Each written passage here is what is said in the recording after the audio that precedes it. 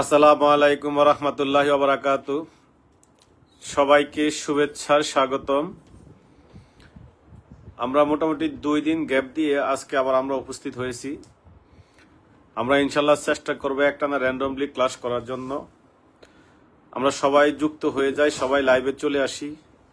যারা আসছেন একটু কষ্ট করে লিংকটা কপি করে হোয়াটসঅ্যাপ গ্রুপে দেওয়ার জন্য আমি বিনীতভাবে অনুরোধ করছি। আমাদের দিন ইসলাম মোল্লা চলে আসছে। আমরা আস্তে আস্তে সবাই চলে আসি, একটু লিঙ্কটা শেয়ার করে দেই, একটু কপি করে শেয়ার করে দেই। আস্তে আস্তে যারা যারা আসছেন আমরা সুন্দর একটা ক্লাস আজকে উপহার দিব ইনশাল্লাহ। আমরা গত ক্লাসে পড়েছিলাম একটা অনুসন্ধান ছিল স্যারের ট আর তদন্ত ছিল স্যারের ঠ। দুইটা কথা বলেছিলাম, বাট ভিতরে কোনো বিস্তারিত পড়াই নাই, সমস্যা নাই। তাহলে একটু চলে আসি। আমাদের সৌরভ মন্ডল চলে আসছে, আমাদের মাবিয়া আসছে, ওয়াসিরমুর রহমান খোকন চলে আসছে। আসেন আসেন সবাই চলে আসেন, আমরা ইনশাল্লাহ শুরু করে দিব। আমরা মোটামুটি সাপ্তাহিক 2 দিন ছুটির মতো কাটিয়েছি। ইনশাল্লাহ আমরা আবার আমাদের ক্লাসে চলে আসি, সবাই চলে আসেন। আমরা ফৌজদারি কার্যবিধি আইনের 42-এর ক খ 42-এর 3টা ধারা মাত্র পড়েছিলাম, বেশি পড়াইনি। আমার খুব আস্থাভাজন আমার ছোট ভাই শাওন চলে আসে। শাওন মনে আমাকে ফোন দিছিল, কিন্তু আমি আসলে টাইমিং মিলে দেখে ধরতে পারিনি। আমি শাওন দুঃখিত, ক্ষমা প্রার্থী। আমি কথা করে ক্লাস শেষ করে তোমাকে ফোন দিচ্ছি। আমাদের ফফি ইসলাম রিয়াদ চলে আসছে, রুমি আক্তার আসছে, মোটামুটি সবাই আসতেছে। চলে আসেন, আমরা শুরু করে দিই। একটু সবাই চলে আসেন, আমরা আস্তে ধীরে শুরু করি। পান্না আক্তার আসছে, আহমেদ লায়েক চলে আসছে। গত ক্লাসে আমরা পড়েছিলাম 2টা ধারা, 42-42 ক খ 2টা পড়েছে, বেশি কিছু পড়াই নাই। ফৌজদারি কার্যবিধি আইন ব্যাপক সংশোধন হয়েছে, একবারে কঠিন করে ফেলেছে, একবারে ভয়াবহ করে ফেলেছে, একবারে মারাত্মক করে ফেলেছে। ওরে বাপরে, মারাত্মক কঠিন। এই ধরনের যদি বক্তব্য কারো কাছ থেকে শুনেন তাহলে বুঝতে হবে তিনি আপনার সাথে মিথ্যাচার করেছে। ফৌজদারি কার্যবিধি আইনের তেমন কোনো পরিবর্তন হয়নি, কিছু সংশোধন হয়েছে, কিছু যুগের সাথে তাল মিলিয়ে যোগ করা হয়েছে কিছু কথাবার্তা, এতটুকুই। আপনি আগে শুধু ভাত খেতেন, গরুর মাংস, ডাল আর ভাত। এখন আপনার সাথে একটু সালাদ অ্যাড হয়েছে, একটু দই অ্যাড হয়েছে, একটু পিন্নি অ্যাড হয়েছে, এতটুকুই, আর কিচ্ছু না। আমরা এই যে ইমিডিয়েট কয়েকদিন আগে আমাদের পোশাক পরিবর্তন নিয়ে বিশাল আলোচনা হয়েছে, সমালোচনা হয়েছে, এবং আমাদের জুলাইতে যারা মারা গিয়েছে তাদের কারণে আমরা অনেকে দাবি দেওয়া তুলে ধরেছিলাম যে আমাদের পোশাক পরিবর্তন করা হোক। এবং আপনারা জানেন যে পোশাক পরিবর্তন হয়েছে। এখন আমার প্রশ্ন হলো, পোশাক যে পরিবর্তন করেছেন, পোশাক পরিবর্তন করে এখন আপনি কি পড়তেছেন? পোশাক ছাড়া না অন্য কিছু? আপনি তো পোশাকে পড়তেছেন, আপনার পোশাকের রং পরিবর্তন করা হয়েছে, পোশাক পরিবর্তন করা হয় নাই। আগে যে পোশাক ছিল আপনার জলপাই কালার, এটা পরিবর্তন হয়ে এখন অন্য কালার হয়েছে, এতটুকুই তো। পোশাক কি পরিবর্তন হয়েছে? পোশাক তো আগেরটাই আছে, শুধু কালার পরিবর্তন হয়েছে। আপনার দৃষ্টিভঙ্গি পরিবর্তন করলে সবই সুন্দর। ঠিক তেমনি আমরা একটা ড্রেস কিনতে গেলে এটার দাম যদি হয় 3000 টাকা, আমরা বলি বাইরের আর কি কি কালার আছে, কালার পরিবর্তন হয়েছে। অতএব আমাদের এখানে পোশাক পরিবর্তন হয় না, এটা নিয়ে কেউ নেতিবাচক বা অন্য কোনো মন্তব্য করার সুযোগ নাই। বরং এখন যেটা হয়েছে আরো সুন্দর হয়েছে, আগে আরো আপডেট হয়েছে। এটা আমার ব্যক্তিগত মতামত যে আমার মনে হয় যে এখন আরো সুন্দর লাগবে। আমাদের নিজেকে যদি পরিবর্তন না করি, পোশাক পরিবর্তন করে কিছুই হবে না। ওই যে আজকে একজন পোশাক পরিহিত অবস্থায় একজনের পায়ে সালাম করতেছে, এটা কোনো কথা? এগুলো আসলে উচিত না। সিনিয়র স্যাররা যে কাজটা করেছে, তাকে ক্লোজ করেছে, একবার যথেষ্ট ভালো এবং একটা যুগান্তকারী সিদ্ধান্ত নিয়েছে। আমরা পড়ায় চলে আসি, আমরা অধিকার না যাই, মোটামুটি সবাই চলে আসছে। আমরা ফৌজদারি কাজ আইনের স্যারের 1 হলো মূল ধারা, এখানে কিছু সংজ্ঞা আছে। এর ভিতরে আমরা পড়েছিলাম অনুসন্ধান, পড়েছিলাম স্যারের ট, তদন্ত পড়েছিলাম স্যারের ঠ। আমি 2টার মধ্যে একটু পার্থক্য বলি। অনুসন্ধান আর তদন্ত, আমার কথা কি শোনা যায়? আমি কি শুরু করব? একটু কমেন্টস করেন যে স্যার শুরু করেন। মানে আমাকে কি ক্লিয়ার র্যান্ডমলি শুনতেছেন? শুনলে আমি শুরু করে দিব।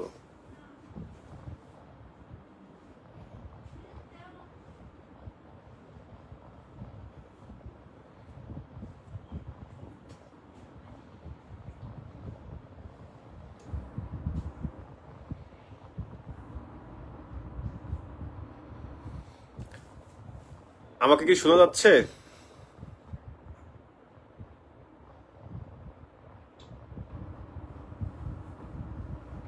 ওকে, ওই যে পল্টন মিয়া বলছে শুরু করেন স্যার, লোহা বা আয়রন কালার। হ্যাঁ, ক্লিয়ার শোনা যাচ্ছে। হ্যাঁ, রিফাত ইসলাম বাবলু বলছে শোনা যাচ্ছে। ওকে, অনুসন্ধান আর হলো তদন্ত একবারে ক্লিয়ার কাট বুঝেন। আমার এখানে যত কিছু পড়বেন সব বুঝবেন, মুখস্থ করার দরকার নাই, আপনার মাথায় রাখার দরকার নাই, জাস্ট একটু বুঝেন, ভুলে যান, সমস্যা নাই, শুধু বুঝেন কি বলতেছি। অনুসন্ধান আর হলো তদন্ত। অনুসন্ধান হলো একটা বিষয় জাস্ট দেখা কি করছে, আর কিছুই না, এটা হলো মূল বিষয়। যদি কোন একটা ঘটনা ঘটে, এটা আসলে ঘটেছে কিনা, আসলে ওইখানে কি হয়েছে একটু গিয়ে খোঁজ খবর নেওয়া, এটাই অনুসন্ধান, আর কিচ্ছু না, এখানে জটিলতার কিচ্ছু নাই। আর তদন্ত হলো একটা অফিসিয়াল পার্ট।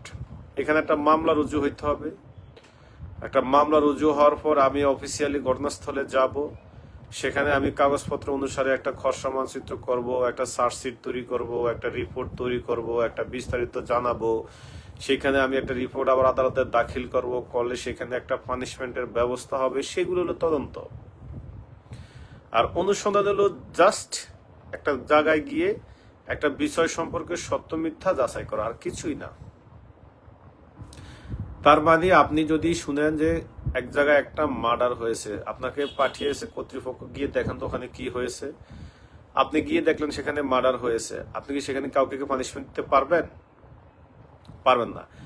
এই মার্ডারের প্রেক্ষিতে যদি মামলা রুজু হয়, মামলা রুজু হওয়ার পর আপনি তদন্ত করবেন, আপনি আসামিকে গ্রেপ্তার করবেন, তাদের নাম ঠিকানা সংগ্রহ করবেন, তারা যে অপরাধ করেছে অপরাধের সাথে আরো আনুষঙ্গিক জিনিসপত্র এভিডেন্স সংগ্রহ করে রিপোর্ট তৈরি করে আদালতে প্রেরণ করবেন, আদালত তাদের সাক্ষ্য প্রমাণ গ্রহণ করবে, শুনানি গ্রহণ করবে, করার পর তাকে পানিশমেন্ট দিবে। তার মানে তদন্তে শাস্তির ব্যবস্থা আছে, অনুসন্ধানে শাস্তির ব্যবস্থা নাই। তাহলে অনুসন্ধান কাকে বলে? একবারে সিম্পল সহজ সংজ্ঞা আমি বলি, মনে রাখবে। কোন ঘটনার বিষয়ে সত্যতা যাচাই করার জন্য পুলিশ অফিসার ঘটনাস্থলে উপস্থিত হয়ে, তাহলে কোন ঘটনার প্রেক্ষিতে পুলিশ অফিসার ঘটনাস্থলে উপস্থিত হয়ে উক্ত বিষয় সম্পর্কে সত্যতা যাচাই করার জন্য যে কার্যক্রম পরিচালনা করে তাকে অনুসন্ধান বলে। মানে একটা ঘটনার সত্যতা যাচাই করার জন্য পুলিশ অফিসার যে কার্যক্রম গ্রহণ করে তাকে অনুসন্ধান বলে। জটিল করার কিচ্ছু নাই, সিম্পল সহজভাবে নেন। তদন্ত কাকে বলে? যে তদন্ত হলো একটা ঘটনার প্রেক্ষিতে আদালত কর্তৃক বা সরকার কর্তৃক নির্দেশিত হয়ে বা অনুমতিপ্রাপ্ত হয়ে ঘটনাস্থলে উপস্থিত হয়ে সাক্ষ্য প্রমাণ সংগ্রহ করার উদ্দেশ্যে যে কার্যক্রম পরিচালনা করে সেটাকে তদন্ত বলে। তাহলে অনুসন্ধান আর তদন্তের মধ্যে পার্থক্য হলো, অনুসন্ধান হলো একটা ঘটনার সত্য মিথ্যা যাচাই করার জন্য, তদন্ত হইল গিয়ে সাক্ষ্য প্রমাণ সংগ্রহ করার জন্য। অনুসন্ধান করতে কারো কোনো অনুমতি লাগে না, তদন্ত করতে আদালতের অনুমতি লাগে। অনুসন্ধানে করার পর ঘটনার সত্যতা পাওয়া গেলে কোনো শাস্তির ব্যবস্থা নাই, তদন্তে যদি সাক্ষ্য প্রমাণ পাওয়া যায় তাহলে শাস্তির ব্যবস্থা আছে। অনুসন্ধান যে কেউ করতে পারে, তদন্ত আদালত কর্তৃক নির্দেশিত কোনো ব্যক্তি করতে পারে। অনুসন্ধান ফৌজদারি কার্যবিধি আইনের 4-1 ট, তদন্ত ফৌজদারি কার্যবিধি আইনের 4-1 ঠ। আমার মনে হয় বেশি জটিলতা বলি না, একবার সিম্পল করে বলেছি। আর একবার বলি তাহলে আরো সহজভাবে ঢুকবে। একটু এদিক সেদিক তাকেন না, যারা বাসায় আছেন বউ বাচ্চার দিকে তাকানোর দরকার নাই, যারা নারী আছেন বাচ্চা কাচ্চা স্বামীর দিকে না তাকে একবার সিম্পল একটা রুমে গিয়ে চোখ বন্ধ করে শুধু কথাগুলো শুনেন। পারলে রুমের লাইটটা বন্ধ করে দেন, একটু মশার কয়েল রাখেন, নাহলে মশা মারতে মারতে ওইদিকে ব্রেন চলে যাবে, আমার দিকে থাকবে না। কথা কি বুঝতেছেন? পরে বলবেন স্যার মশা মারার কথা তো বলেন নাই, মশা মারতে বলছি, আবার মশা কামড়াইতেছে পড়তেছেন, এত কষ্ট করার দরকার নাই।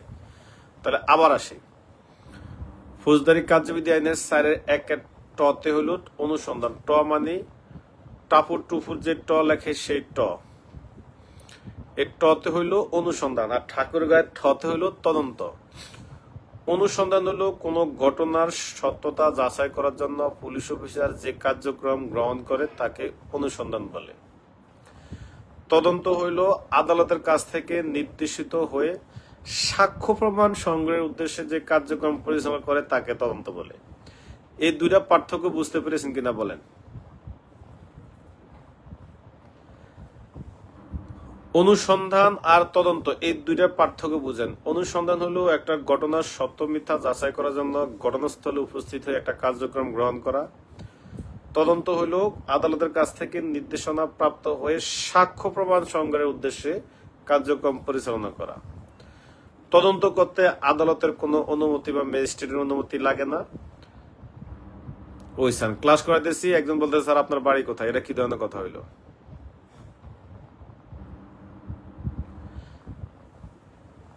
একজনের স্যার আমাকে হোয়াটসঅ্যাপ গ্রুপে অ্যাড দেন। আসসালাম। আরে বেটা জরিফ, তোমাকে হোয়াটসঅ্যাপ গ্রুপে অ্যাড লাগে, তুমি আমাকে ফোন করে বললে আমি অ্যাড করে দিই।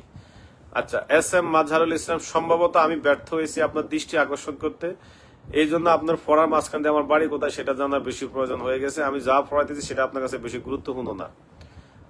আবার একটু পড়ে আসি। ফৌজদারি কার্যবিধি আইনের 4, তারপরে ব্র্যাকেটের ভিতরে 1, আবার ব্র্যাকেটের ট। এই 4-এর 1-এর টতে অনুসন্ধান। আমি আরেকবার বলি, অনুসন্ধান হলো কোনো ঘটনার সত্যতা যাচাই করার জন্য পুলিশ অফিসার যে কার্যক্রম গ্রহণ করে তাকে অনুসন্ধান বলে।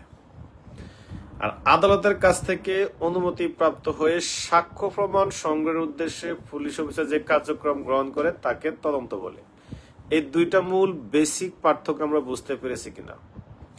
যদি এই দুইটা বেসিক পার্থক্য বুঝি তাহলে আমরা এটাও বুঝবো, যেহেতু অনুসন্ধান করতেছি সত্যতা যাচাই বিচার, এখানে শাস্তি দেওয়ার কিছু নাই, তদন্তের শাস্তি দেওয়ার বিষয় আছে।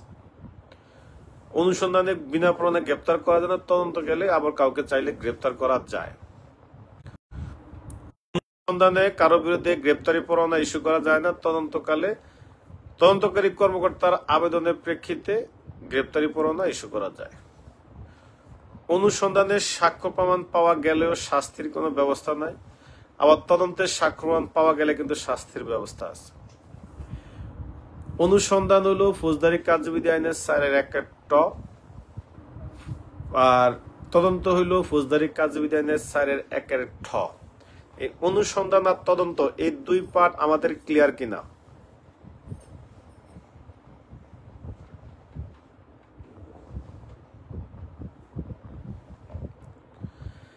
যদি এই দুই পার্ট ক্লিয়ার হয়, এটা নিয়ে আমরা আর কথা বলবো না।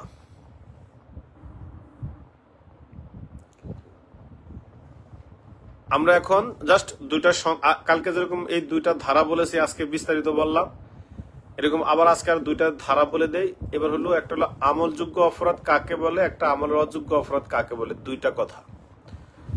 আমলযোগ্য অপরাধ হলো ফৌজদারি কার্যবিধি আইনের 4-এর 1-এর স, আমলযোগ্য অপরাধ। আর আমলের অযোগ্য অপরাধ হলো ফৌজদারি কার্যবিধি আইনের 4-এর ঢাকা লিখতে যে ঢ, ওই ঢ। তাহলে 4-এর সতে হইলো আমলযোগ্য অপরাধ, 4-এর ঢাকার ঢতে হইলো আমলের অযোগ্য অপরাধ। এই দুইটা ধারা পারে কিনা? তাহলে গত ক্লাসে ছিল দুইটা, এই ক্লাসে ছিল দুইটা, এই 4টা। আচ্ছা, এর মধ্যে যেহেতু বেশি লোক উপস্থিত, আমি একটা কথা বলে দিই। আজকে স্যার পড়ানো হবে কিনা, আজকে পড়ানো হবে কিনা, এটা গ্রুপে আপনারা লেখালেখি করেন। একবারে ক্লিয়ার নির্দেশনা কান পরিষ্কার করে শুনেন। আপনাদেরকে পড়ানোর কথা ছিল 9:30। যদি আমি 9:28 না লেখি যে আজকে পড়ানো হবে না, এই কথা যদি কোথাও না পান, তাহলে 100% বাংলাদেশের ভিতরে যদি একবার সুনামি হয়ে দুর্মুখী ঘূর্ণিঝড় হওয়ার পর যদি পুরো বাংলাদেশ যদি এক জায়গা থেকে আরেক জায়গায় উলট পালট হয়েও যায়, তাহলেও কিন্তু পড়া চলবে। যেহেতু আমি বলিনি যে পড়ানো হবে না, তার মানে পড়ানো হবে। এই মেসেজটা ক্লিয়ার কিনা? যেদিন আমি বলবো যে পড়ানো হবে না, সেদিন আমি 2-3 ঘন্টা আগেই বলে দিব যে আজকে পড়ানো হবে না। যেমন গত ক্লাসে আমি পড়াবো না, আমি দুপুরবেলা বা বিকালে সন্ধ্যার দিকে বলে দিয়েছি যে আমি এক জায়গায় যাচ্ছি, পড়াবো না। কোথায় গিয়েছি যারা আমার ফ্রেন্ড লিস্টে আছে তারা জানে। তার মানে মেসেজ আরো একবার ক্লিয়ার করে দেই, আমি যদি না পড়াই তাহলে আমি আগেই বলে দিব পড়ানো হবে না। আর যদি আমি এই কথা না লিখি, তার মানে আমি 9:30 মানে 9:30 আপনার ক্লাস শুরু হবে, 9:29 আমি বলবো না যে আজকে পড়ানো হবে। এই কথা বলা দরকার না। আমি যদি আজকে পড়ানো হবে লিখে বারবার নেটওয়ার্ক দেওয়ার দরকার নাই। বারবার লেখার দরকার নাই যে আজকে পড়ানো হবে হবে এগুলো বলার দরকার নাই। আমি যেহেতু মেসেজ দেই নাই, তার মানে 9:30 মানে 9:30 ক্লাস হবে, যেহেতু আমি কিছু বলি নাই। একবারে ক্রিস্টাল ক্লিয়ার মেসেজটা মাথায় রাখবেন। এটা শুক্রবার হোক শনিবার হোক যেই কোনো বার হোক, যেহেতু আমি বলিনি যে পড়ানো হবে না, তার মানে পড়ানো হবে। ওকে, আবার একটু আসি। ফৌজদারি কার্যবিধি আইনের 4-1 সা লিখতে যেই এই সতে বলা আছে আমলযোগ্য অপরাধ, আর ঢাকা লিখতে এই ঢাকা ডতে বলা আছে আমলের অযোগ্য অপরাধ। ওকে, তাহলে 4-6 আমলযোগ্য অপরাধ, 4 ঢাকা ঢতে আমলের অযোগ্য অপরাধ। এটা নিয়ে সামনে বহুবার পারবেন। জাস্ট আজকে একটু আইডিয়া দিলাম, আমরা মূল পড়ায় চলে যাই।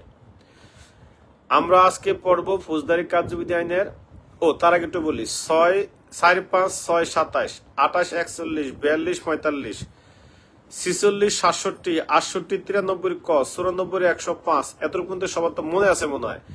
একটু কি কমেন্টে লিখে দিবেন এই কথাটা যা বলেছি? 4, 5, 6, 27, 28, 41, 42, 45, 46, 67, 68, 93 গ, 94, 105, একটু কি লিখে দিবেন?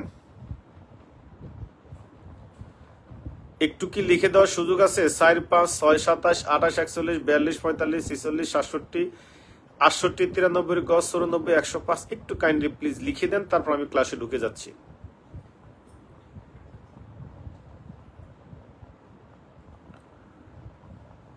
একটু অনুগ্রহপূর্বক লিখে দেন আমি যেটা বলেছি। 4, 5 প্রথম অধ্যায়, 6, 27 দ্বিতীয় অধ্যায়, 28, 41 তৃতীয় অধ্যায়, 42, 45 চতুর্থ অধ্যায়, 46, 67 পঞ্চম অধ্যায়, 68 থেকে 93 গ ষষ্ঠ অধ্যায়,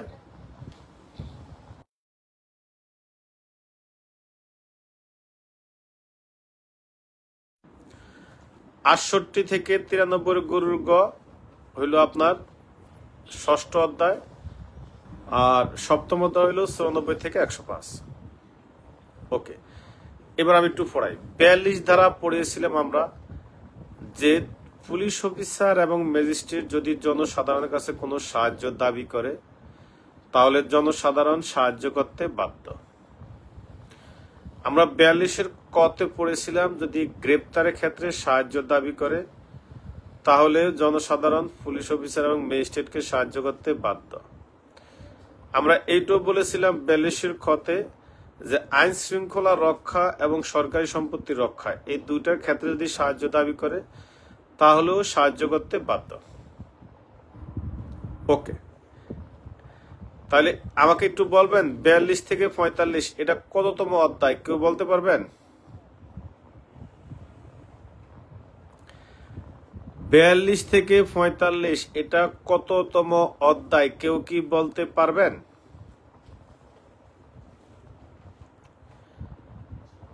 বিয়াল্লিশ থেকে 45 এটা কততম অধ্যায়, কারো কি বলার সুযোগ আছে, বলতে পারবেন?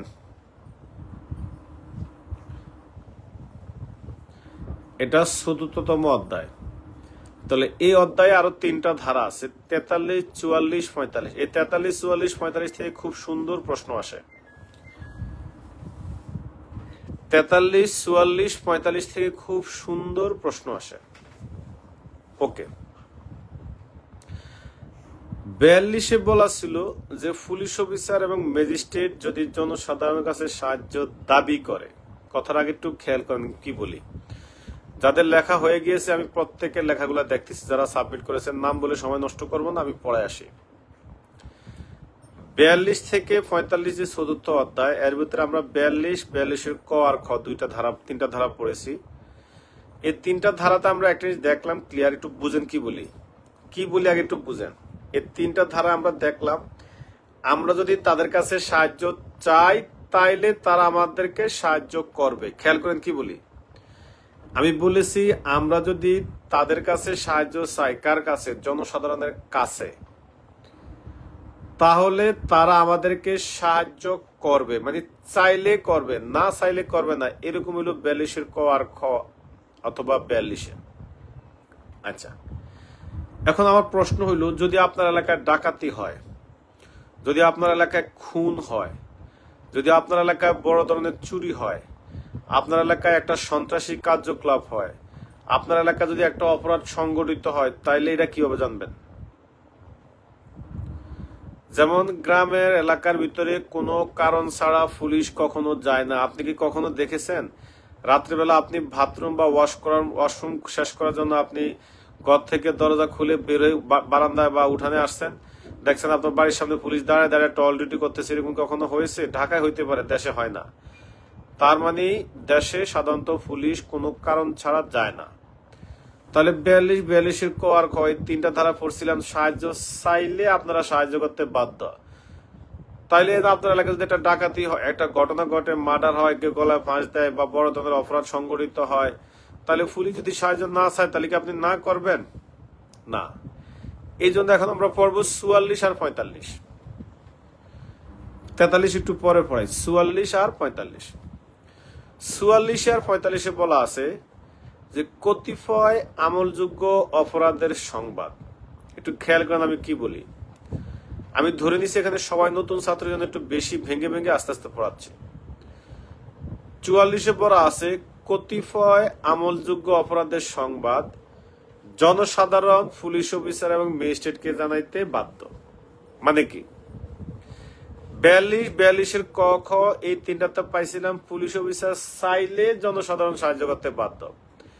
আর আজকে 44-এ বলে দিছে যে হ্যাঁ, পুলিশ তো চাইলে সাহায্য করতে বাধ্য, ঠিক আছে, কিন্তু 44-এ বলা আছে কতিপয়, মানে সব অপরাধ না, যেগুলা বড় বড় আমলযোগ্য অপরাধ, এই কতিপয় আমলযোগ্য অপরাধের সংবাদ জনসাধারণ, পুলিশ অফিসার এবং ম্যাজিস্ট্রেটকে জানাইতে বাধ্য। আমার কথা কি আপনারা বুঝতে পেরেছেন?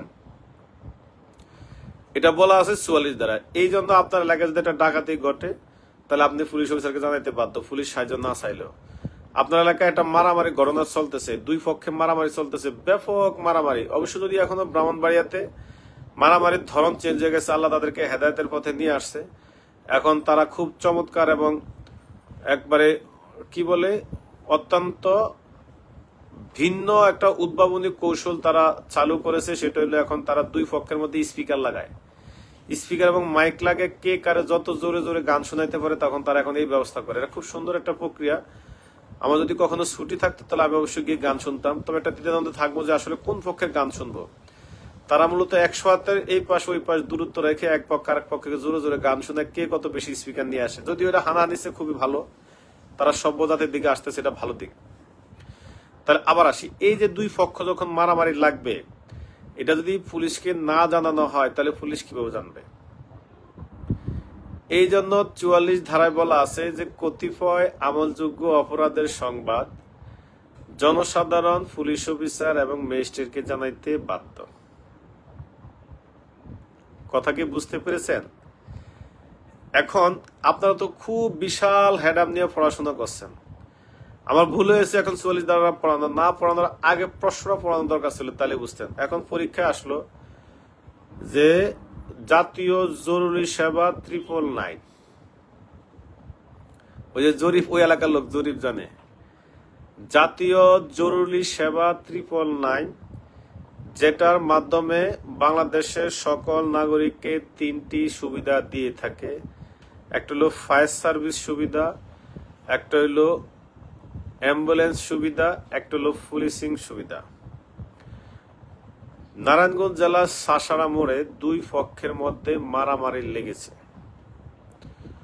ক নামক ব্যক্তি বিষয়টি দেখেছে, দেখেও তিনি বিষয়টি পুলিশ অফিসার অথবা 999-এর মাধ্যমে অবগত করেননি। এই ক্ষেত্রে এই ক নামক ব্যক্তির শাস্তি কি? শাস্তি যদি আসে তখন আমরা পেনাল কোড পড়াবো, তখন পেনাল কোডের বিষয়। কিন্তু যদি প্রশ্নটা এরকম আসে যে নারায়ণগঞ্জ জেলার চাষাড়া মোড়ে দুই পক্ষ তুমুল মারামারি করতেছে, এই বিষয়টি ক নামক একজন সচেতন নাগরিক 999-এর মাধ্যমে পুলিশকে অবগত করে। তিনি যে পুলিশকে অবগত করেছেন তার এই অবগত করার আইনগত বাধ্যবাধকতা কি? কথা কি বুঝতে পেরেছেন? নারায়ণগঞ্জ সাসারা মোড়ে, এরা কিন্তু এইভাবে কিন্তু বর্তমানে প্রশ্ন উঠছে, সৃজনশীল প্রশ্ন। আমি কিন্তু প্রত্যেক ধারার অনুসারে প্রশ্ন পড়ে যাব, আবার লাস্টে দিয়ে বলেন স্যার আমি তো ধারা পড়াইছেন, প্রশ্ন পড়ার নাই। তাহলে আমি 44 ধারা নিয়ে অলরেডি কিন্তু প্রশ্ন পড়াইলাম যে 999-এর মাধ্যমে ক নামক একজন ব্যক্তি ঢাকার আজমপুর এলাকায় একটি মারামারির ঘটনা পুলিশকে অবগত করেছেন, করে তিনি একজন সচেতন নাগরিক হিসাবে নিজেকে প্রতিষ্ঠিত করেছেন।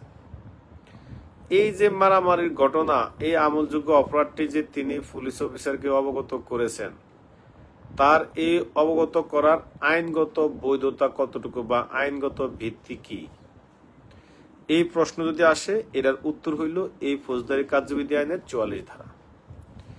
কারণ 44 ধারায় বলা আছে যে কতিপয় আমলযোগ্য অপরাধের সংবাদ জনসাধারণ পুলিশ অফিসার এবং ম্যাজিস্ট্রেটকে জানাইতে বাধ্য।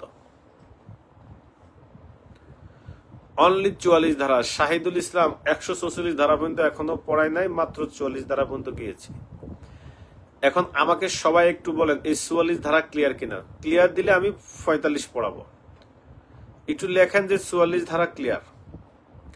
তাহলে 44 ধারায় আমি পেয়েছি যে কতিপয় আমলযোগ্য অপরাধের সংবাদ জনসাধারণ পুলিশ অফিসার এবং ম্যাজিস্ট্রেটকে জানাইতে বাধ্য। একটা ধারা আমি আপনাকে 40 বার বলবো, কোনো সমস্যা নাই, বলতে হবে, আপনি তারপর জেনে রাখেন। তাহলে 44 ধারায় আমরা যেটা জানলাম, এই যে 999, একটা জিনিস দেখেন, 999 কিন্তু পুলিশের কাছে কিন্তু সাহায্য চায়, বিষয়টা এরকম না। কোথাও মারামারি লাগলে কিন্তু মানুষ 999 ফোন করে জানিয়ে দেয়। এটা কি খেয়াল করছেন? নিজে কোনো বিপদে পড়লে পুলিশের কাছে সাহায্য তো 999 চায়, সেটা তো আছেই, কিন্তু নিজেকে সাহায্য ছাড়াও কোথাও যদি কোনো মারামারি ঘটে, লাশ পড়ে থাকে, এই ঘটে সেই ঘটে, যেই কোনো বিষয় হইলে মানুষ কিন্তু এখন অনেক সচেতন হয়েছে, তারা কিন্তু এখন বিষয়টা পুলিশ অফিসারকে ফোন করে অবগত করে। এই যে অবগত করেছে, এটা তার আইনগত বাধ্যবাধকতা বলা আছে 44 ধারায়। এই 44 ধারা নিয়ে 999-এর প্রশ্ন আসতে পারে, এটা মাথায় রেখে সুন্দরভাবে মনে রাখবেন। আচ্ছা, এখন প্রশ্ন হইলো, একটা এলাকায় মারামারি লেগেছে। এখন আমার বাবা, আপনার বাবা, এরা হইলো সাধারণ মানুষ, আগের মানুষ, এরা হইলো পিছনের ব্যাকডেটেড মানুষ না, তারা সহজ সরল মানুষ, তারা প্রযুক্তির স্পর্শ পায়নি, এই জন্য তারা মোবাইল ফোনের নাম্বার তুলতেও পারে নাই, পুলিশকে অবগত করতে পারে নাই। তাহলে কি এখন আমার বাবার অপরাধ হবে 44-এ? না, যেহেতু 44-এ বলা আছে জানাইতে বাধ্য না, আমার বাবা ফোনে জানাইতে পারে না, সে গরিব মানুষ, তার কাছে মোবাইল ফোন নেই, সাধারণ মানুষ, সে ফোন ওসি নাম্বার নাই, 999 নাম্বার সে বুঝে না, তাহলে কি তার অপরাধ হবে? তাহলে কে জানাবে সংবাদটা? 45 ধারায় বলা আছে যে গ্রাম প্রধান, আগের যুগে 1898 সালে যেহেতু আইন, ওই সময় গ্রামের একজন প্রধান ছিল, হিসাব নবিশ, ওই এলাকা খাজনা সহ সবকিছুর দায়িত্বে চেয়েছিল, তাকে বলা হয় হিসাব নবিশ। হরশিকার হি দন্তিয়াস আকার ব, হিসাব ন, বড়শিকার বি দন্তিয়াস, হিসাব নবিশ। তাহলে গ্রাম প্রধান, হিসাব নবিশ, চেয়ারম্যান, মেম্বার এবং কতিপয় গুরুত্বপূর্ণ ব্যক্তিগণ এই আমলযোগ্য অপরাধের সংবাদ পুলিশ অফিসার এবং ম্যাজিস্ট্রেটকে জানাইতে বাধ্য 45 ধারায়। তাহলে 44 ধারায় বলা আছে কতিপয় আমলযোগ্য অপরাধের সংবাদ জনসাধারণ পুলিশ অফিসার এবং ম্যাজিস্ট্রেটকে জানাতে বাধ্য। আবার 45 ধারা বলে দিছে এই জনসাধারণ বলতে কে কে জানাবে মূলত, তখন আইনে বলা আছে যারা মূলত এলাকায় বিভিন্ন বিষয়ে মাতবরি করে, যেহেতু এরা বিভিন্ন বিষয়ে মাতবরিও করতে পারে, তাহলে সংবাদ জানানোর মাতবরিটা তারাই করুক। দুঃখিত, সংবাদ জানানোর মাতবরিটা তারাই করুক। এই কারণে এই কতিপয় আমলযোগ্য অপরাধের সংবাদ যেরকম 44-এ জনসাধারণ পুলিশ অফিসারের ম্যাজিস্ট্রেটকে জানাইতে বাধ্য, তাহলে 45 একটু মার্ক করে দিয়েছে যে হ্যাঁ, যারা গ্রাম প্রধান আছেন, হিসাব নবিশ আছেন, চেয়ারম্যান আছেন, মেম্বার আছেন, কতিপয় গুরুত্বপূর্ণ ব্যক্তি যারা আছেন, আপনারা এই আমলযোগ্য অপরাধের সংবাদটা পুলিশ অফিসার এবং ম্যাজিস্ট্রেটকে জানাইতে বাধ্য। 45, 44, 45 এই দুইটা ধারা কি একবারে ক্লিয়ার?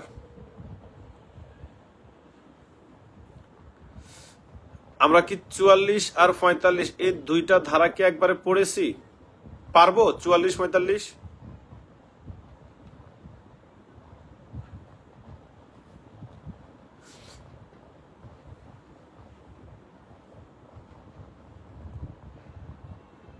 আমাকে একটু বলেন 44-45 এই দুইটা ধারা কি পারবো?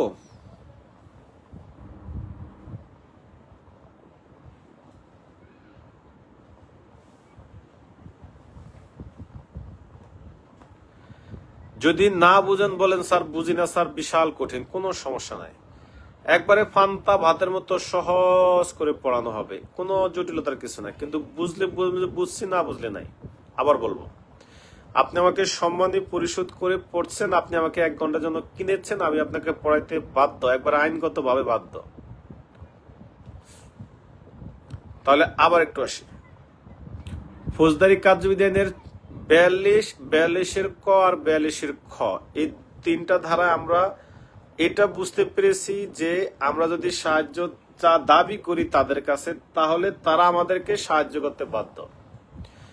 42-এর ক খ। আর আজকে 44-45-এ পাইলাম যে তারাও অনেক সময় নিজেরা স্বেচ্ছায় আমাদেরকে সাহায্য করতে বাধ্য। তাহলে 44-এ পেয়েছি যে কতিপয় আমলযোগ্য অপরাধের সংবাদ যদি ঘটে, এই আমলযোগ্য অপরাধের সংবাদ ঘটনা তারা আমাদেরকে জানাইতে বাধ্য। আর 45-এ বলেছে যে এই গ্রাম প্রধান, হিসাব নবী, চেয়ারম্যান, মেম্বার যারা আছেন তারা আমাদেরকে এই আমলযোগ্য অপরাধের সংবাদটা জানাইতে বাধ্য। ওকে, মাঝখান দিয়ে সিঙ্গেল একটা ধারা বাদ গেছে, এটা কি সবাই জানেন? 43 ধারাটা যে বাদ গিয়েছে, 43টা পড়ে দেয়। 43 হলো পাবলিকে সিম্পল হিসাব। আমি একজন জনসাধারণ, আমি আজকে কুমিল্লার টাউন হলে গিয়েছিলাম, একটা ম্যারাথন ছিল 21 কিলোমিটারের, একটা ছিল 10 কিলোমিটার, আমি 10 কিলোমিটার রান করে আসছি। কালকে রাত্রে গিয়েছিলাম ভোর 3:30টায়, গিয়ে আমরা 5টায় রান শুরু করেছি, ইনশাল্লাহ জাস্ট টাইমের মধ্যে রান শেষ করে ক্রেস্ট নিয়ে মেডেল নিয়ে চলে আসছি। তখন আমার প্রশ্ন হলো, মূল জায়গায় যেটা আসি, কুমিল্লা টাউন হলে থেকে কান্দির পাড় গিয়ে ওখান থেকে ওই যে গোমতী নদীর পাড়ে একটা আমাদের অনুষ্ঠান ছিল। আচ্ছা, এখন মূল প্রশ্ন আসি, ধরে নেন আমি একজন সাধারণ পাবলিক, আমি কুমিল্লা টাউন হলের বা কান্দির পাড় যে মোড় আছে সেখানে দাঁড়িয়ে আছি, আমি আমার এক বন্ধু, দুজন মিলে, আমরা দুজনেই স্টুডেন্ট। একজন মহিলা রাস্তা দিয়ে পার হয়ে যাচ্ছে, একজন ছিনতাইকারী মহিলার ভ্যানিটি ব্যাগটা টান দিয়ে দৌড় দিচ্ছে, আমাকে বলতেছে ভাইজান একটু সাহায্য করেন, আমার ব্যাগটা নিয়ে যাচ্ছে। তাহলে যেই মহিলা আমার কাছে সাহায্য চাইছে তিনি হলেন একজন পাবলিক, মানে জনসাধারণ। আমার কাছে যে সাহায্য চেয়েছে, আমিও একজন ছাত্র, আমি একজন পাবলিক, আমিও জনসাধারণ।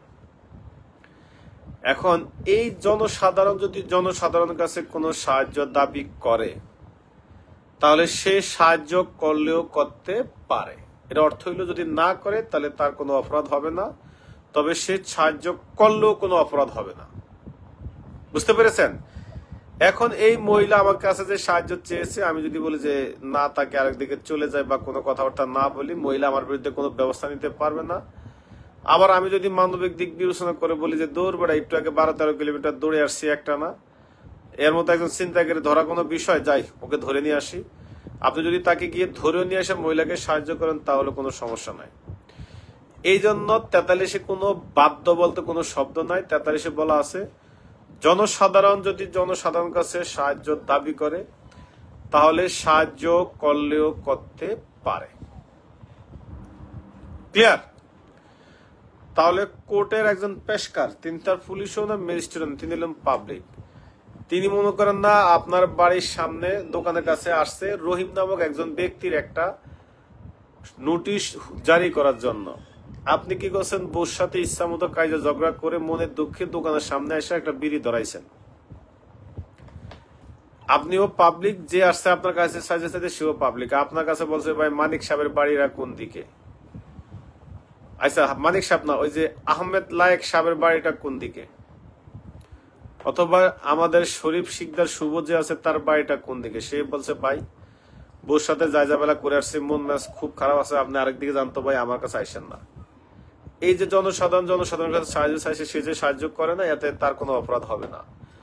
আবার সে যদি বলে যে দূর, বউর সাথে ঝামেলা করছে কি হয়েছে, আমি একজন মানুষ, আমার সবচেয়ে বড় পুঁজি হলো আমার মানুষের সাথে সবচেয়ে সুন্দর এবং বিনয়ী ব্যবহার করা। ঠিক আছে ভাই, আপনি যে কাইন্ডলি এদিক দিয়ে গিয়ে সামনে গিয়ে বামে গেলে ওনার বাড়িটা পাবেন, অথবা ওখানে দোকানে গিয়ে জিজ্ঞাসা করবেন যে মিজি বাড়ি বা মজুমদার বাড়ি কোনটা, সে দেখিয়ে দিবে। এই যে আপনি তাকে সাহায্য করলেন অথবা সাহায্য করলেন না, এটা দুইটা আপনার ইচ্ছা, সেই ব্যক্তি চাইলে আপনার বিরুদ্ধে কোনো ব্যবস্থা গ্রহণ করতে পারবে না। কিন্তু 42, 42-এর ক, 42-এর খ, এই তিনটা ধারাতে পুলিশ যদি আপনার কাছে সাহায্য চায়, আপনি সাহায্য করতে বাধ্য। যদি না করেন তাহলে আপনার বিরুদ্ধে ব্যবস্থা হবে পেনাল কোডের 187 ধারায়।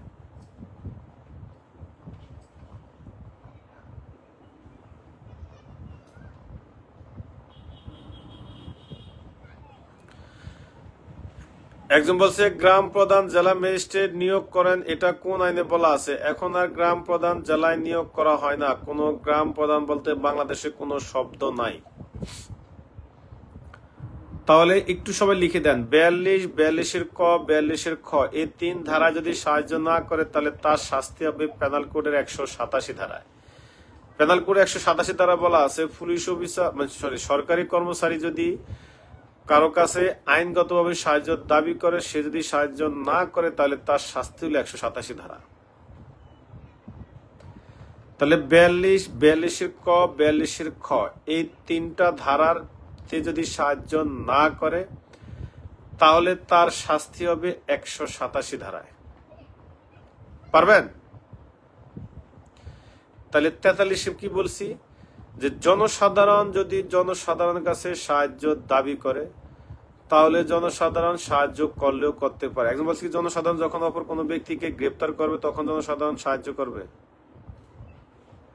এমডি আলম বিপি, আপনার কথা আমি বুঝি নাই। জনসাধারণ যখন অপর কোনো ব্যক্তিকে গ্রেপ্তার করবে, সে তো গ্রেপ্তার করতে পারবে, তার ক্ষমতা দেওয়া আছে, সামনে আমরা পাবো।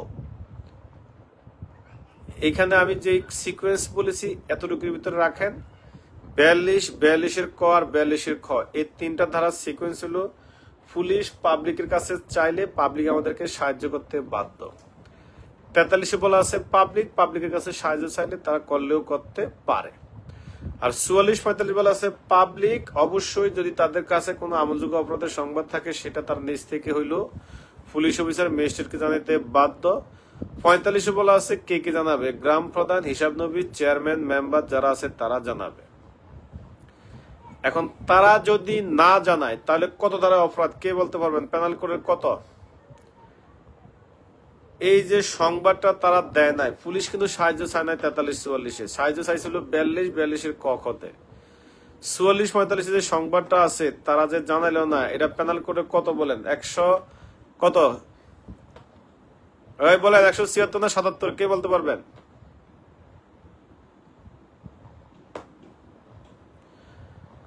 পেনাল কোডের 176 হবে না 177 হবে? কে বলতে পারবেন?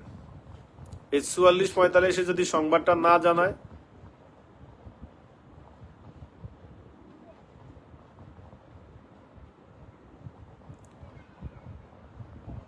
চুয়াল্লিশ 45 দ্বারা যে কতিপয় আমলযোগ্য অপরাধের সংবাদ তা যদি জনসাধারণ, পুলিশ অফিসার এবং ম্যাজিস্ট্রেটকে অবগত না করে তাহলে তার শাস্তি পেনাল কোডের কত ধারা? 187 না 176 না 177? কে বলতে পারবেন? 176 ধারা।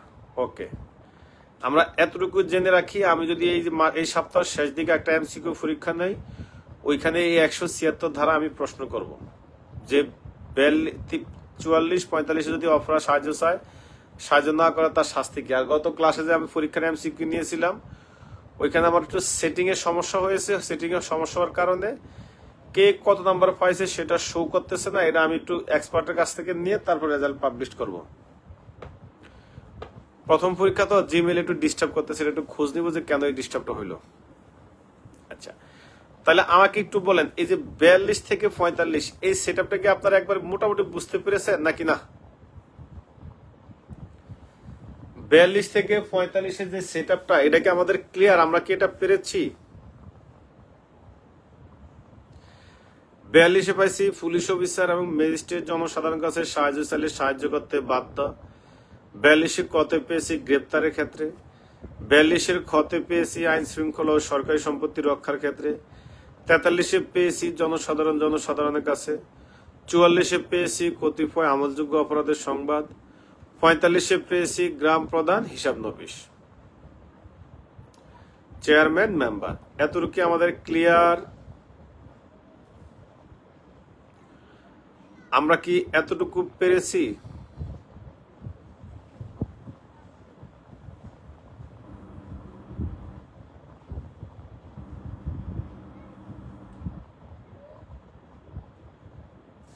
ওকে, 42 থেকে 45 পড়াইছি আজকে। সামনে আর কোনো পড়াবো না, যথেষ্ট পড়াইছি, এর বেশি আর যাবই না। কারণ 46 থেকে সুন্দর একটা অধ্যায় শুরু হবে। 46 কালকের ক্লাসে পড়াবো।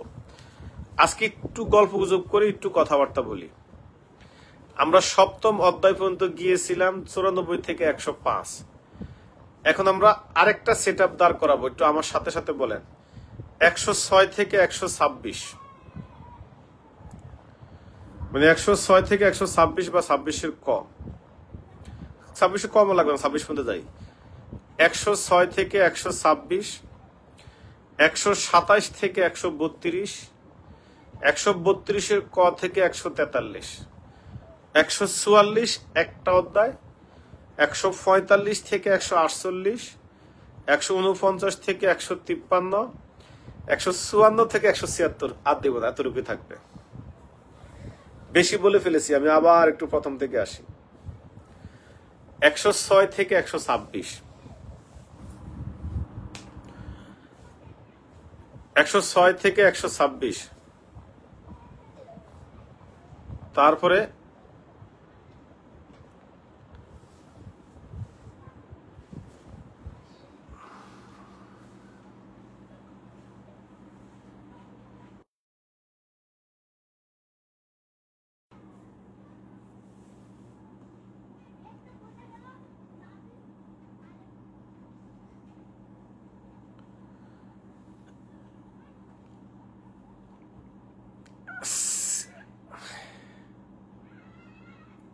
একজন বলছে স্যার একটা বাড়ি দেন। বাড়িটা কোন জায়গা থেকে দেবো বুঝতেছি না। কি ওই যে 4, 5, 6, 27, 28, 41 এরকম না? আগে একটু পড়াই না, বাড়ি দিতেছি রাইন ক্লাস। আজকে একটু টাইম দিয়ে পড়াবো, যেহেতু গত ক্লাসে পড়াই না, একটু আজকে অনেকক্ষণ পড়াবো, আস্তে আস্তে টাইম বাড়াই দিব। তাহলে একটু বুঝেন কি বলি। 106 থেকে 126-এর ক একটা সেট আপ, এর আগে মাথা রাখেন। কল্পনা করেন 106 শর্ট হাইফেন 126-এর ক, এটা একটু মাথায় রাখেন। এবার তার নিচে আসেন, 26-এর কর পর 127, এটা তো কমন কথা। 127 শর্ট হাইফেন 132, এই দুইটা কথা আগে বুঝেন। তাহলে 6 থেকে 126-এর ক একটা সেট আপ। তার নিচে আসেন 27 থেকে 127 থেকে 132, দুইটা সেট আপ। এবার 132-এর ক থেকে 143 আরেকটা সেট আপ।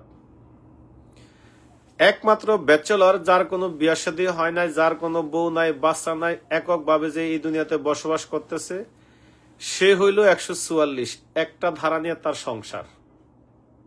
11তম অধ্যায় 44, ওটা 11তম অধ্যায়। 4, 11, 44 আমি এভাবে মনে রাখছি। 4, 11, 44 মানে 11তম অধ্যায়। আবার আসি 6 থেকে 26-এর ক, এটা হলো 8ম অধ্যায়। 27 থেকে 132 9ম অধ্যায়। 32-এর ক থেকে 143 10ম অধ্যায়। 44 শৌখিন ব্যাচেলর 11তম অধ্যায়। 45 থেকে 148 12তম অধ্যায়। 4, 12, 48 12তম অধ্যায়। 149 থেকে 153 13তম অধ্যায়। 154 থেকে 176 14তম অধ্যায়। আর দেব না, যান একটু লিখেন, কতটুকু পারেন লেখেন নিচে নিচে। আবার একটু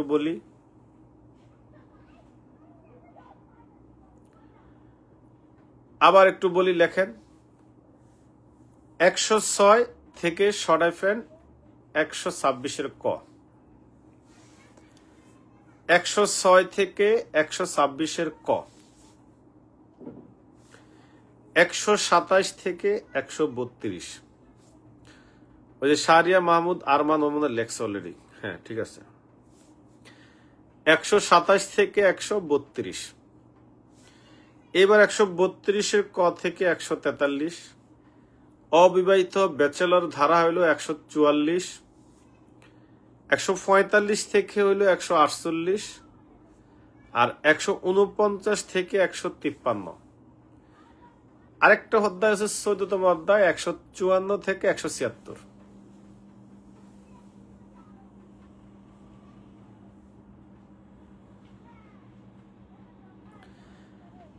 আমার মনে হয় আপনাদেরকে বেশি প্রেসার দিচ্ছি, আস্তে আস্তে সমস্যা নেই, আস্তে আস্তে যাবো, একটু আস্তে আস্তে আগাই।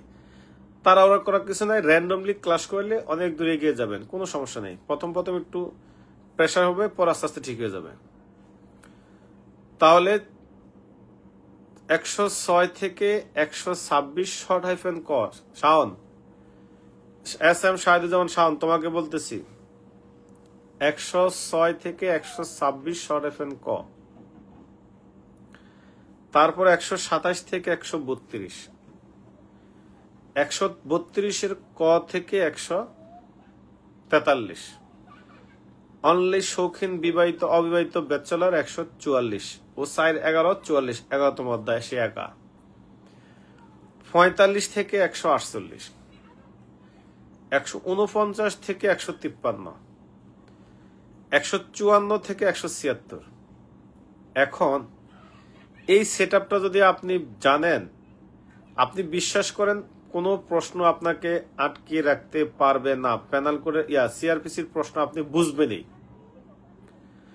তাহলে এবার আমার সাথে যদি একটু বলেন, আমার মনে হয় ভালো হবে। আমি তো আপনাদের সাথে পারবো না, আমি জানি আপনারা অনেক জ্ঞানী, অনেক গুণী, অনেক মেধাবী, অনেক চৌকস, অনেক বুদ্ধিমান, অনেক স্মার্ট, অনেক যুগোপযোগী, এবং আপনারা হালের সাথে তাল মিলানো এই প্রজন্মের একদম ক্রেজ, এবং আপনারা মোস্ট ব্রিলিয়েন্ট, আপনাদের ব্রেন অনেক শার্প, আপনারা আসলে খুবই ভালো এবং অনেক স্মার্ট। আপনাদের সাথে আমি প্রতিযোগিতায় কখনো পারবো না, আপনাদের সাথে প্রতিযোগিতা দেওয়ার দুঃসাহসও আমার নেই। আমি যে আপনাদের সামনে পড়াতে আসছি এটাই অনেক। এই জন্য আমি জানি আমি যা বলবো আপনার তার চেয়ে কয়েক হাজার কোটি গুণ বেশি ভালো করে পারবেন। তাহলে আমি বলি একটু, আমি যেটা বলবো এটা ভুল হলে ক্ষমা সুন্দর দৃষ্টিতে দেখবেন, কিন্তু আপনারা আমার চেয়ে আরো হাজার হাজার কোটি গুণ বেশি স্পিড এবং ভালোভাবে পারবেন, এটা আমি বিশ্বাস করি। তাহলে 4 5 6 27 28 41 42 45 46 67 68 93 গ 94 105, 106 থেকে 126 126-এর ক, 127 থেকে 132 132-এর ক থেকে 143, 144 145 থেকে 148, 149 থেকে 153, 154 থেকে 176 পারবেন। আবার বলি 4 5 6 27 28 41 42 45 46 67 68 93 ক, 94 105 106 126 ক, 127 132 132-এর ক থেকে 143, 144 145 থেকে 148, 149 থেকে 153, 154 থেকে 176 পারবেন। আমি তো বললাম আমি আপনাদের মতো পারবো না, আমার কোন রকম টেনে হেসড়ে হবে, কিন্তু আপনারা অনেক বুদ্ধিমান, অনেক চৌকস, আমি জানি আপনারা অনেক ভালো করবেন, অনেক ব্রিলিয়েন্ট। আপনারা যদি ব্রিলিয়েন্ট না হন তাহলে এই এত রাত্রে অন্তত 9:30 থেকে আমাকে সহ্য করে আমার এই বকা নিয়ে আপনারা শুনতে চাইতেন না। আপনারা বুঝতেছেন আপনাদের পদোন্নতির জন্য কত আগ্রহ, আল্লাহ আপনাদেরকে কত সুন্দর একটা মনস্তাত্ত্বিক ভাবে আপনাকে তৈরি করে দিয়েছে, ভালো পরামর্শ আপনাকে ব্রেনে পাঠিয়েছে, যে সারাদিন অন্তত যাই করস আর না করস তুই এই 1 ঘন্টা পর, এবং তোর নিজের টাকা খরচ করে। তোর বাপ মা কিন্তু তোরে বলবে না ছোটবেলার মতো যে পড়তে বো, নিজের যন্ত্রণায় নিজের জ্বালায় নিজের আগ্রহে কিন্তু আপনারা আসছেন। এটা অবশ্যই খুবই সুনাম এবং আপনাদের অ্যাপ্রিসিয়েট করার মতো যে আপনারা নিজের ইচ্ছা পড়তে আসছেন। তাহলে এরকম ভাবে কে কে পারবেন আমাকে একটু বলেন। শুধু বলেন যে স্যার আমি পারবো, কিন্তু লেখা লাগবে না, কিছু বলাও লাগবে না, জাস্ট মুখ দিয়ে বলেন স্যার আমি পারবো। যে 4 5 6 27 28 41 42 45 46 67 68 93 ক, 94 105 106 126-এর ক, 32 127 132 132-এর ক, 143 144 145 148 149 153 154 156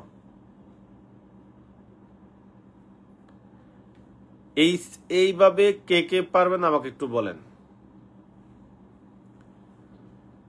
4 5 6 27 28 41 42 45 46 67 48 68 93 ক 94 105।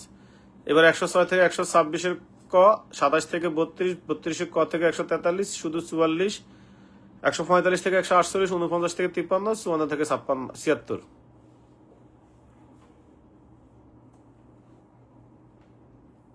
এতটুকু আপনারা পারবেন। এই যে এমডি এ সালাম খান, আচ্ছা সাদ্দাম হোসেন জনাব কেমন আছে? জনাব আমার সালাম দিবা যে স্যারে তোমরা সালাম দিছে। আচ্ছা এখন কথা হইল, আপনি যখন রাস্তা দিয়ে হাঁটবেন, আপনি হাঁটতে হাঁটতে প্র্যাকটিস করেন, কোনো সমস্যা আছে? আপনি অফিসে বসছেন, 2 মিনিট সময় পাইছেন, একটু লেখেন, সমস্যা কি? আপনি একটা বন্ধু বান্ধব বলছিলাম না, কাছে একটা বন্ধুর এখানে জোর করে এনে ভর্তি করাই দিয়ে তার সাথে হাঁটতে হাঁটতে কথা বলেন, এগুলো নিয়ে আলোচনা করেন, সমস্যা কি? আপনি মানেন না মানেন, আপনি যখন আইন পড়া শুরু করবেন তখন যে পড়ে তার কাছে শুনতে আপনার ভাল লাগবে, আর এতদিন আপনি পড়েন না, এতদিন আপনার আইন শুনতে ভালো লাগবে না। এই জন্য কাইন্ডলি দয়া করে অনুরোধ, প্রচুর প্র্যাকটিস করবেন। আমরা আগে শুনেছি যে practice makes a man perfect, অনুশীলনে মানুষকে যোগ্য করে তোলে, এরা এখন মিথ্যা কথা হয়ে গেছে। এখন হয়ে গিয়েছে যে proper practice makes a man perfect. Proper practice বলতে স্পিড লাগবে, গতি লাগবে, আমার তালের সাথে যুগের সাথে তাল মিলিয়ে চলতে হবে। সারাদিন বসে বসে মশা মারলাম আর প্র্যাকটিস করলাম, কোনো কাজে আসবে না। কথা কি বুঝতে পেরেছেন? তাহলে proper practice makes a man perfect. আপনি স্পিডে দৌড়ান, তাহলে 106 থেকে 126 ক, কল্পনা করেন যে 127 থেকে 132 দেখতে এরকম, আবার 132 সরাফেন ক থেকে 143 দেখতে এরকম। এবার আমি শুধু 144 যে ব্যাচেলার তারে রেখে দিলাম। এবার 145 থেকে 148 আসলাম, 149 থেকে 153 আসলাম, 154 থেকে 176 গেলাম। আচ্ছা আপনাদের কাছে কি মনে হয়, আমি বলার পরে বিষয়টা কি সহজ হয়ে গেছে না নাকি না, কি বেশি জটিল মনে হইতেছে বলেন তো?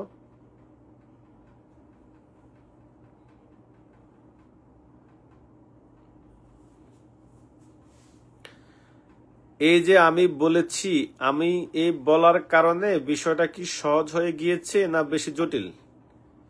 আপনি মানেন আর না মানেন, আমি বলার কারণে আপনার কাছে সহজ মনে হইতেছে, আর আমি যদি আপনাকে বলতাম লিখে দিয়েছি আপনি পড়ে আসেন, আপনার কাছে কঠিন মনে হইতো। এই এতটুকু কি পারেন? যদি এতটুকু পারেন তাহলে আমি একটু পড়াবো, পড়ানো শুরু করে না, এখন একটু পড়াবো।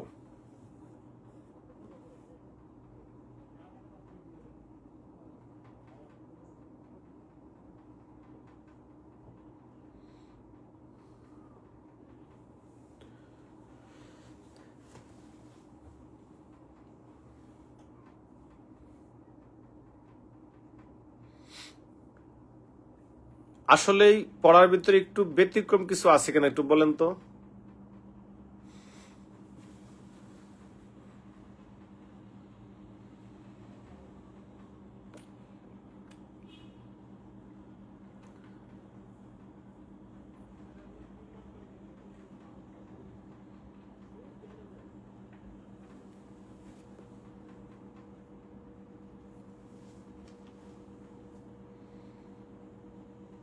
ওকে, তার মানে আমরা এই সাইড ক্লিয়ার হয়েছি, বহুত পড়াশোনা করেছি, আর করব না পড়াশোনা বাদ।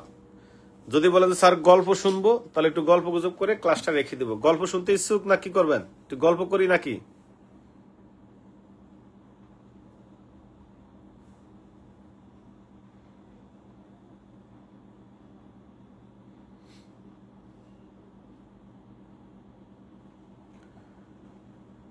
একটু গল্প গুজব করি নাকি?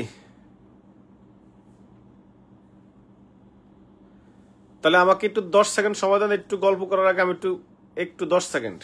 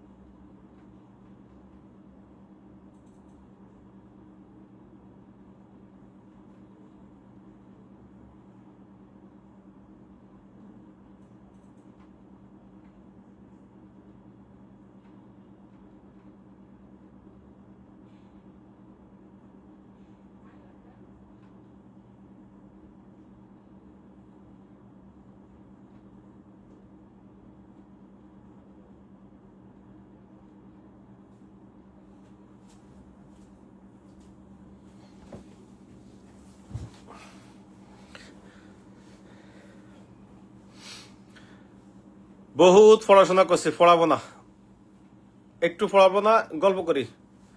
ওই যে আমার গল্প করার লেগে কে কে আমার গল্প করার জন্য বলছে? হুমায়ুন কবির বলছে স্যার গল্প করেন, পান্না বলছে গল্প করেন, মার্জিয়া আক্তার শামু বলছে গল্প করেন। ওই জরিপ তো পুরাতন, আমার গল্প শোনার আগ্রহী প্রার্থী। গল্প গুজব করি, পড়ালেখা বাদ, পড়ালেখা করাবো না, বহুত পড়াশোনা করছি। আচ্ছা, এখানে আমার একটা ছোট ভাই আছে, সে বাংলাদেশের একজন ভালো সরকারি কর্মকর্তা। সরি, আমার একটা ছোট ভাই আছে,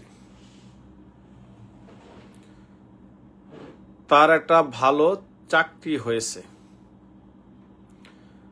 এখন এই চাকরিতে যোগদান করতে 5 লাখ টাকার মতো লাগবে। এখন এই টাকা যোগান দেওয়ার মতো কোনো সুযোগ নাই, এই টাকা যোগান দেওয়ার মতো কোনো সুযোগ নাই, 5 লাখ টাকা। তাহলে এখন কি করতে হবে? ভাইকে কি করাইতে হবে বলেন, দেখে কি বলবেন বলেন তো? যেহেতু টাকা যোগান দেওয়ার সুযোগ নাই, তাহলে ভাইকে কি করাবো সবাই একটু বলেন তো।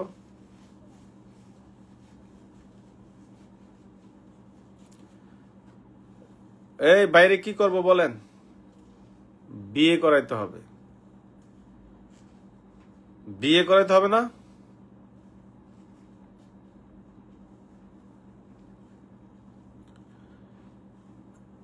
আচ্ছা, এই যে ভাইকে বিয়ে করাবো, আবার বিয়ে করলে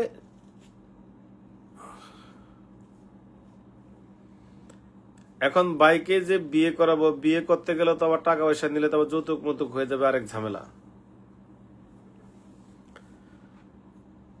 এখন আমরা বলেছি, আচ্ছা যৌতুকটা কাকে বলে এটা কেউ বলতে পারবেন? যৌতুক কাকে বলে? যৌতুক কাকে বলে? এটা হলো যৌতুক নিরোধ আইনের 2 খাগড়াছড়ি খতে সংজ্ঞা। আরেকটা মজার বিষয় বলে দেই, আপনারা কি মেজর অ্যাক্ট মাইনর অ্যাক্ট বলতে কিছু বুঝেন? মূল আইন আর পদ্ধতিগত আইন, আচ্ছা আরেকদিন ক্লাস নেব। যত ধরনের সংজ্ঞা মাইনর অ্যাক্টের যত ধরনের সংজ্ঞা আছে, তার 95% সংজ্ঞা আছে 2 ধারার ভিতরে। এটা একটা ভালো পথ। ক্লোজ সংক্রান্ত যদি কোনো ধারা হয় ক্লোজ, তাহলে বেশিরভাগই থাকে 2 এর ভিতরে। মাইনর অ্যাক্টের সব সংজ্ঞা বেশিরভাগ 2 এ। 2 এর খাগড়াছড়ি খতে বলা আছে যৌতুকটা কাকে বলে। যৌতুক কাকে বলে সুন্দর সংজ্ঞা হইল যে বৈবাহিক সম্পর্ক স্থির থাকবে, মানে আপনার ছেলেকে আমার মেয়ের সাথে বিয়ে দিলে অথবা আমার মেয়েকে আপনার ছেলের সাথে বিয়ে করাইলে বৈবাহিক সম্পর্ক সুন্দর সাবলীল এবং স্থির থাকবে, এই শর্তে যদি কোনো কিছু আদান প্রদান করা হয় সেটাকে যৌতুক বলে। এটা টাকা পয়সা হোক, এরপরে বাড়ি গাড়ি হোক, অন্য কোনো কিছু হোক, যে কোনো উপহার হোক, মানে যদি বৈবাহিক সম্পর্ক স্থির থাকবে এরকম শর্ত দিয়ে কোনো কিছু লেনদেন করা হয় সেটাকে যৌতুক বলে। একবারে সিম্পল সংজ্ঞা, যে কোনো ছেলে বা ছেলের কোনো পক্ষের কোনো অভিভাবক অথবা মেয়ে বা মেয়ের পক্ষের কোনো অভিভাবক বা আত্মীয় স্বজন বৈবাহিক সম্পর্ক স্থির রাখার শর্তে, কি সম্পর্ক? বৈবাহিক সম্পর্ক স্থির থাকার শর্তে বা রাখার শর্তে যদি কোনো কিছু লেনদেন করে, বিনিময় করে, দেওয়া পাওয়া করে, সেটাকেই যৌতুক বলে। 2 এর খাগড়াছড়ি খতে হলো সংজ্ঞা। আচ্ছা আচ্ছা, গল্প পর একটু কথা বলে শেষ করি। তাহলে যৌতুকের সংজ্ঞা হলো 2 এর খাগড়াছড়ি খ, একটু লিখে দেন সবাই কমেন্টে। যৌতুকের সংজ্ঞা 2 এর খাগড়াছড়ির খ, একটু লিখে দেন। 2 এর খাগড়াছড়ির খতে হইল যৌতুক কাকে বলে।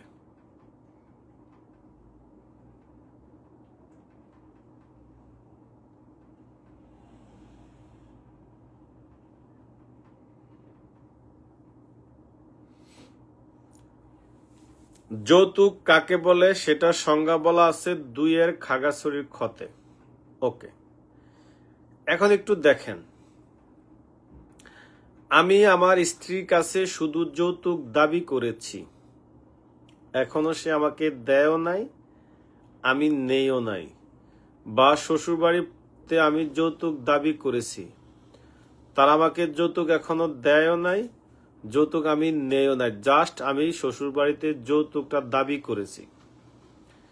এই যৌতুক যদি দাবি করা হয়, এই অবস্থায় স্ত্রী আমার বিরুদ্ধে বা আমি স্ত্রীর বিরুদ্ধে মামলা করতে পারবো হইল 3 ধারায়। তাহলে যৌতুক দাবি করার শাস্তি হইল 3 ধারাতে, মনে থাকবে। যৌতুক দাবি করার শাস্তি হলো 3 ধারায়। আর যদি যৌতুক গ্রহণ করি অথবা যৌতুক প্রদান করি, আমি যদি আমার শ্বশুর বাড়ি থেকে যৌতুক নেই অথবা আমার শ্বশুর বাড়ি থেকে আমাকে যৌতুক দেয়, যদি ঘটনা ঘটে যায় তাহলে শাস্তি হবে 7 ধারায়। এটা বুঝছি কিনা বলেন?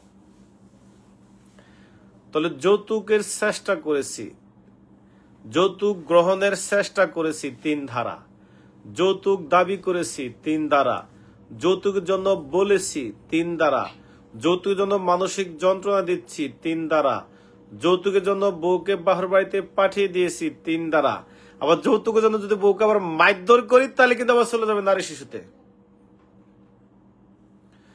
তাহলে এই যে যৌতুক এত কিছু দাবি করলাম, মানসিক যন্ত্রণা দিলাম, এই করলাম সেই করলাম, যত কিছু করেছি সব হলো 3 ধারায়। আর যদি যৌতুক আমি নিয়ে ফেলি অথবা শ্বশুরবাড়িতে আমাদের যৌতুক দিয়ে ফেলে, তাহলে যৌতুক দেওয়া এবং নেওয়া এই 2টা কাজ করলে হবে 7 ধারায়। ঘটনা সংগঠিত হয়ে গেলে 7 ধারা, কিন্তু দাবি করা হয়েছে এখনো দেয় নাই, কাজ সাকসেসফুলি শেষ হয় নাই, কমপ্লিট হয় নাই, 3 ধারা। তাহলে যৌতুক দাবি করার শাস্তি হলো 3 ধারা, যৌতুক দিলে অথবা নিলে হবে 7 ধারা। এই যৌতুক দেওয়া এবং নেওয়ার জন্য যদি কোনো দলিলপত্র করা হয়, কোন স্ট্যাম্প করা হয়, এগুলো আদালতে গ্রহণযোগ্য হবে না 5 ধারায়। এটা আমি একটু বুঝে বলি। মনে করেন আমি আপনার মেয়েকে আমার মেয়েকে আপনার ছেলের সাথে বিয়ে দিব, আপনার ছেলে ধরেন না বিসিএস ক্যাডার, শিক্ষাতে চান্স পাইছে বা পুলিশে পাইছে বা বিসিএস ক্যাডার হয়েছে। এখন আমি বলেছি ঠিক আছে, আপনার ছেলেকে যেহেতু আপনার ছেলে যদি বিসিএস ক্যাডার, আমার মেয়েকে যদি আপনার কাছে বিয়ে দিব আপনার ছেলের কাছে, তাহলে একটা কাজ করেন, আমি আপনার ছেলেকে যান ঢাকা শহর বাড়ি করার জন্য 20 লাখ টাকা দিব। তখন ছেলের বাবা বলছে আপনার কথার কোনো ভিত্তি নেই, আপনি একটা কাজ করেন, আপনার স্ট্যাম্প করে দেন যে আমার মেয়ের সাথে আপনার ছেলের বিয়ে, আমার ছেলের আপনার মেয়ের সাথে বিয়ে হইলে আপনি আমার ছেলেকে ঢাকা শহরে 20 লাখ টাকাতে একটা ফ্ল্যাট কিনে দিবেন। বলছেন ঠিক আছে। কি সুন্দর মতো একবার স্ট্যাম্প করা হয়েছে, দলিল করা হয়েছে, হওয়ার পর বিয়ে শাদী হয়ে গেছে। বিয়ের পর এখন আর এই টাকা মেয়ের পক্ষ থেকে দেয় না। কেন দেয় না? মেয়ের ছোট বোন আমার কাছে এই অনলাইনে যৌতুক নিরোধ আইন পড়ছে, সে জানে যে যৌতুক সংক্রান্ত বিষয় যদি কোনো দলিল দস্তাবেজ তৈরি করা হয় তা আদালতে গ্রহণযোগ্য হবে না। কাম তো শেষ, বিয়ে তো হয়ে গেছে। কথা কি বুঝতে পারছেন? তো এই জন্য বলছি, দেখবেন মেয়েরা বিয়ের আগে বলে যে তোমার আমার যদি বিয়ে করা, তোমার লোক আমি বন জঙ্গল থাকতে রাজি আছি, পাহাড়ে থাকতে রাজি আছি, সমুদ্রে থাকতে রাজি আছি, ফুটপাতে হাঁটতে রাজি আছি, কোন রকম ডাইল ভর্তা খাইতে রাজি আছি, শূন্য পকেটে তোমার সাথে থাকবো, তুমি জিয়ানা রাখো হিয়ানো থাকতে রাজি আছি। এই কথাকে আপনার ফার্মপুটি দিয়ে টুপি ফড়াইয়া আপনার মুরগি বানাইয়া সুন্দর করে বিয়া করবো, বিয়া করে সাথে সাথে করবো চলো কই বাসায় নিয়ে যাবেন টিনের ঘরে 6 মাস থাকে, হবে না, অসম্ভব, টিনের ঘর হবে না, পাকা বিল্ডিং লাগবে। এরপরে আস্তে আস্তে আস্তে আস্তে আস্তে দেখবেন আপনার শুধু পরনেকাল কোন রকম আপনার বস্ত্র আছে ইজ্জত ঢাকার জন্য আর সব নিয়ে গেছে সে। কথা কি বুঝছেন? আপনার ফার্মপুটি দিয়ে বিয়ে করে কাম শেষ। তো এই কারণে তারাও জানে যে বিয়েটা হইতে দেরি, এরপরে কি হয়েছে না আছে এগুলো আদালতে গ্রহণযোগ্য হবে না। তাহলে কি দাঁড়াইলো যে যৌতুক সংক্রান্ত যদি কোনো স্ট্যাম্প করা হয়, যৌতুক সংক্রান্ত কোনো দলিল করা হয়, যৌতুক সংক্রান্ত যদি কোনো চুক্তিপত্র করা হয়, সেগুলো আদালতে গ্রহণযোগ্য হবে না। ওই যে জরিপ হোসেন করেছে, সব অভিনয় করে স্যার। জরিপ আপনি শতভাগ সত্য বলেছেন, আপনাকে অভিনন্দন। তাহলে কি দাঁড়াইলো যে যৌতুক সংক্রান্ত যত ধরনের দলিল দস্তাবেজ যা আছে সব আদালতে অপ্রাসঙ্গিক 5 ধারা। লাস্ট বক্তব্য, যৌতুক নিয়ে যদি কেউ মিথ্যা মামলা করে তার শাস্তি হবে 6 ধারা। কার শাস্তি? যে মামলা করবে তার শাস্তি। এই 2025 সালে আপনার আজকে হইল নভেম্বর মাসের 7 তারিখ, যদি ভুল না হয়ে থাকে, এই 7 তারিখে আপনি একটা আইন পুরোপুরি শিখে ফেলেছেন, যৌতুক নিরোধ আইন। এই আইনে আর কোনো ধারা নাই, আর কিচ্ছু নাই। আপনি একবারে সাকসেসফুলি একটা ব্যক্তি যে একটা আইন আপনি পুরোপুরি জানেন। যদি আপনি এখানে বিগিনার মানে নতুন শুরু করা হয়ে থাকেন পড়া আমার কাছে, তাহলে যৌতুক কাকে বলে আমরা পেয়েছি 2 এর খাগড়াছড়ির খতে। 3 পেয়েছি যৌতুক দাবি করলে, 4 পাইছি যৌতুক দিলে নিলে, 5 পাইছি হইল দলিল পত্র নিয়ে, 6 পাইছি হইল মিথ্যা মামলা। আমার মনে আর কিছু বাকি নাই, এতটুকু আমরা পারি। যৌতুক কাকে বলে 2 এর খাগড়াছড়ির খ। আমি কি বেশি পড়াইতেছি আজকে? বেশি টাইম দিয়ে ফেলছি নাকি? বিরক্ত সবাই? এই সবাই কি বিরক্ত নাকি? একটু পড়াই।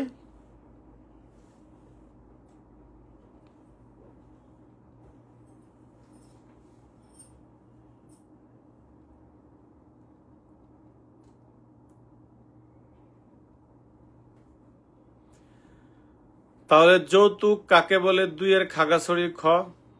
যৌতুক দাবি করলে হইল 3, যৌতুক দিলে আর নিলে হইল 4, যৌতুক নেওয়ার দলিল পত্র কোনো কিছু কাজে আসবে না হইল 5, যৌতুক নিয়ে যদি কেউ মিথ্যা মামলা করে তাইলে হবে 6। ওকে, এবার আমরা একটু বাড়ি দিয়ে দেই।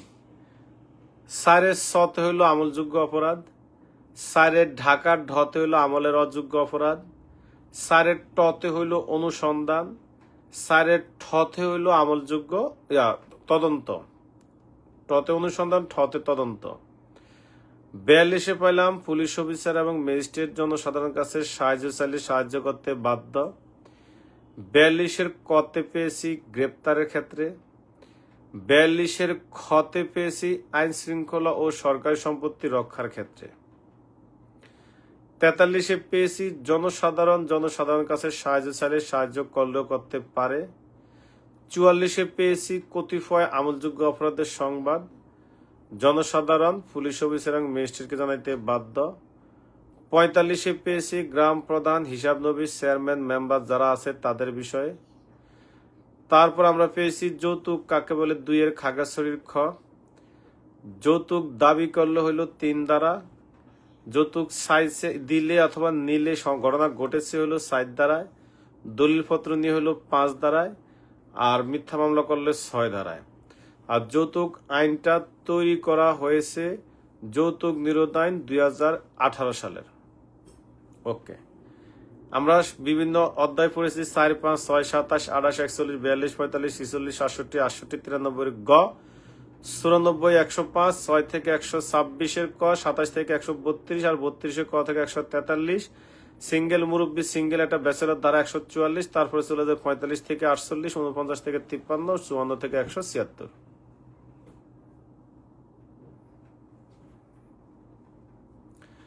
GSM শাহিদুজ্জামান শাহন, সাধারণত মেয়ের পক্ষ আপনার বিরুদ্ধে যে মিথ্যা মামলা করে যৌতুক নিয়ে, এটাই বলা আছে 6 ধারায়।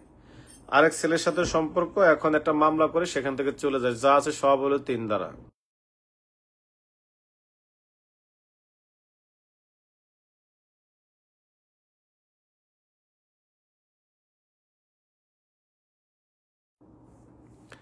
এগুলো হইলো 6 ধারা। এতটুকু সবাই পারি?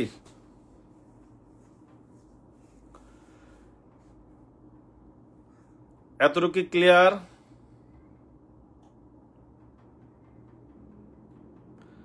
যৌতুক নিরোধ আইন 2028 সাল না, রহমতুল্লাহ সাহেব 2018 সাল। এতক্ষণ যা পড়াইছি সব হলো ভালো সংবাদ। খারাপ সংবাদ হলো আপনারা আরো 2 থেকে 3টা ক্লাস করার সুযোগ পাবেন। এরপরে যারা সম্মানী পরিশোধ করবে না তাদেরকে কেচাং করে কেটে দিয়ে গ্রুপ থেকে বের করে দেওয়া হবে। একবার বের করে দিলে অন্তত 1-1.5 মাস চাইলেও আর আসতে পারবেন না। তাহলে বাকিরা কি করতে হবে বুঝতে পেরেছেন, আপনারা জানেন। আর আপনি যদি সম্মানী পরিশোধ করে পড়েন, আপনার ভিতরে একটা মানসিক শান্তি কাজ করে যে আমি স্যারকে দিয়ে পড়তেছি, সম্মানী দিয়ে। আপনার কাছে একটা ভীতি কাজ করবেন না। আপনি লাইভ ক্লাসে বুক ফুলে কমেন্ট করতে পারবেন, আপনার কাছে খারাপ লাগবে না। ঠিক আছে? আর স্টাডিংটা ভালোভাবে করা উচিত আমি মনে করি। তাহলে আজকে আমাদের এতটুকুই থাকুক। আমরা সবাই ভালো থাকি, আমরা সুস্থ থাকি। ইনশাল্লাহ আগামীকাল আবার আমাদের আরেকটা ক্লাস হবে। ততক্ষণ পর্যন্ত আমরা সুস্থ থাকি। আল্লাহ হাফেজ। আসসালামু আলাইকুম। শুভরাত্রি।